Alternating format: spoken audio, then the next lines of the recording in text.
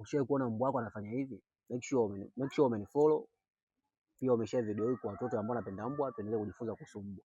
Unaona mbwa wako ghafla tu tabia yake imebadilika. Unaona mara mbwa wako michezo na haipendi, alafu pia unakuta mbwa wako ana tabia ya kujificha ficha. Basi hizo ni dalili ambazo zinaonyesha kwamba mbwa wako yuko na stress, yani msongo wa mawazo. Sasa nini kifanyike ili kusudi mbwa wako aondokane na huo msongo wa mawazo, aondokane na stress? Sniper Rivet.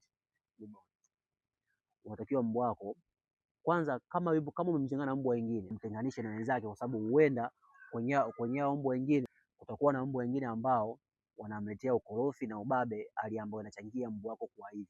Alafu kitu kingine, unatakiwa mbwa wako umpe muda mwingi wa kufanya naye socialization. Hiyo pia itasaidia mbwa wako kuwa sawa na kuondokana na msongo wa mawazo. Pia kama uko na wenzake, unatakiwa kwanza umtenganishe, pia vile vile ufuatilie ni mbwa gani ambaye anachangia huyo mbwa kupata stress. Huyo mbwa akae naye mbali ili kusudi mbwa aendelee kuishi vizuri, asiwe anapata msongo wa mawazo.